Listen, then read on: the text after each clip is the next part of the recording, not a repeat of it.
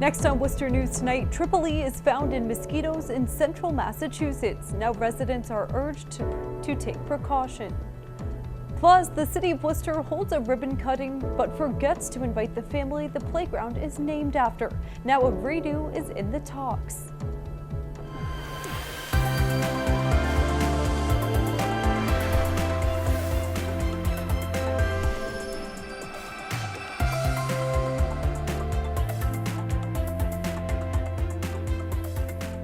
Good evening and thank you for joining us. I'm Brittany Schaefer. Mosquitoes tested positive for Triple E in 4 communities in central Massachusetts. The West Nile virus was also found in mosquitoes here last month. Experts say it's important to take precautions to avoid possible infection. Our Chandler Walsh has more.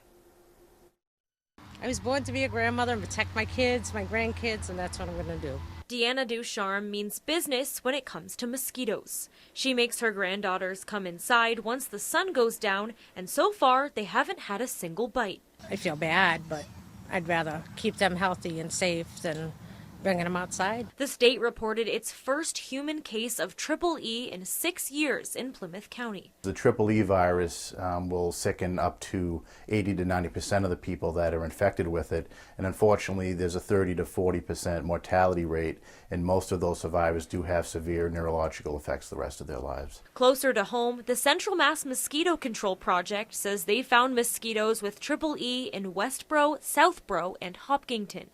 Executive Director Timothy Deschamps says they've sprayed the area and are monitoring it. In areas that have not identified the virus at this time doesn't necessarily mean the virus is not present.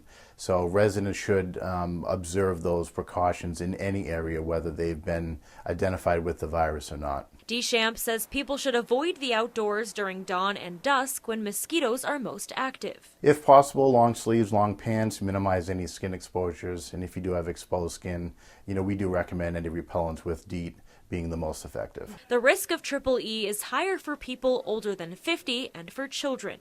Parents like Ducharme and Samantha Cormier aren't taking risks. I think I definitely only grew concerned of it since I started having kids. I'm too nervous. It's too much. Deschamps says Triple E symptoms show 3 to 10 days after the mosquito bite and include headache, slight sensitivity, and stiff neck. Central Mass Mosquito Control is spraying Westboro, Southboro, and Hopkinton again tonight and will continue running tests throughout the summer. In Worcester, Chandler Walsh, Worcester News Tonight. A ribbon-cutting ceremony was held last week for the newly renovated Betty Price Playground. But according to Worcester City Councilors, the city forgot to invite Price's family. Mayor Joseph Petty and Councilor Christian King are requesting the city have another ceremony and invite her family, but aren't putting blame on anyone specifically. Price was the first African-American woman elected to the Worcester School Committee in 1973.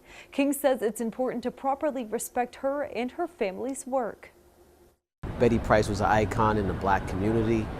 My mom worked for Betty Price at Prospect House, but moving forward, I look forward to being that liaison and making sure that Betty Price gets her proper, and that the community of Worcester and the black community in specificity also gets an opportunity to celebrate.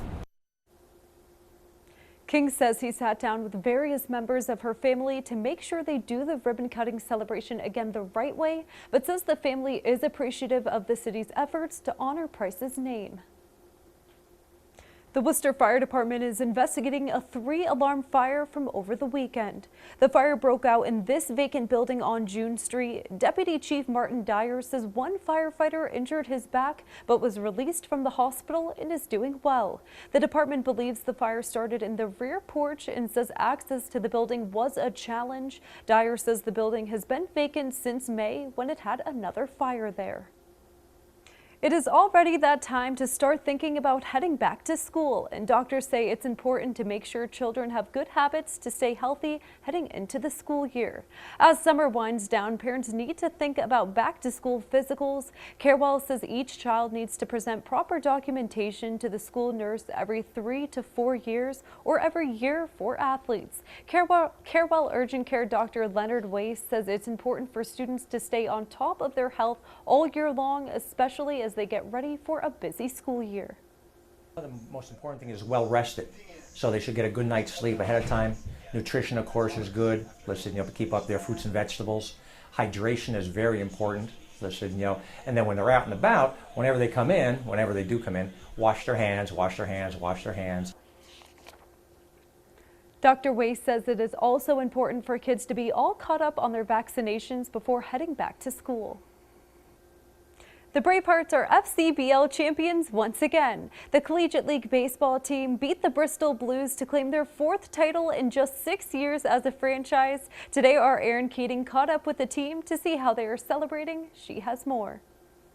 For the 4th time in their 6-year history, the Worcester Bravehearts are on top of the FCBL. And for General Manager Dave Peterson, winning never gets old. You are just as excited to watch the championship in 2019 as you were in 2014, because it's a brand new group of players who are most of which are experiencing it for the first time.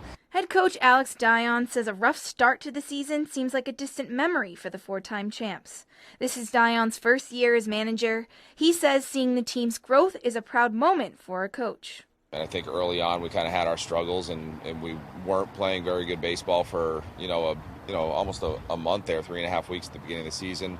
And you sort of started to see the guys come together around the All-Star break, and as that started to happen in the clubhouse, the product on the field continued to get better, and then we just kind of carried that through the playoffs. The Bravehearts also had a successful season off the field. Their average attendance of almost 2,600 fans was up about 3% from last year. We kind of look at it vertically. Vertically, we can sell out Friday, we can sell out Saturday, but now we got to start growing horizontally and selling out those other days of the weeks so that we can continue to grow that average attendance. Peterson credits the rise in ticket sales to dedicated Braveheart fans who brave New England weather to attend the games throughout the summer. I feel like we've always had a core group of fans. These are the fans that buy the merchandise. They come to every game, whether it's raining or 90 degrees out. These are the fans that come and visit us in the office in the off season. And I feel like that core group just keeps getting incrementally bigger and bigger. They show up every single night, and they know our players by name. They support us whether we're playing good baseball or bad baseball, and it's really nice to coach at a place that cares this much. Both Peterson and Dion say they're taking a vacation this week, but are looking forward to another successful season next year. In Worcester, Erin Keating, Worcester News Tonight. Abby's House hosting a dedication Monday to a space designed to bring women together.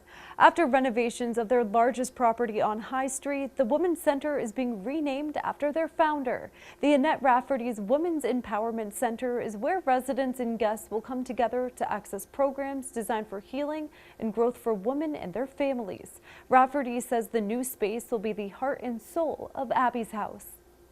Bringing the women together, creating networks, friendship, empowerment, development, so that women leave us feeling better about themselves, confident about tomorrow, with the ability to make changes in their own life. So this room is where the action is. The space also offers a children's corner named after their executive director, Elaine Lamoureux. A Worcester college gets an award only 10 others in the nation received. Quinsigamond Community College's Gateway to College program received the Program Excellence Award.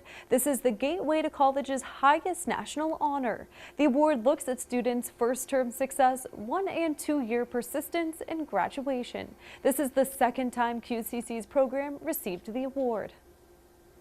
The area, which will soon be home to Polar Park, was officially declared a construction zone last week. Crews began digging and buildings in the area have been marked for demolition. The ballpark will be constructed at the same time Mass DOT is working on the redesign of Kelley Square. Gilbane Hunt Senior Project Executive Mike Mallett says they expect some challenges when building Polar Park.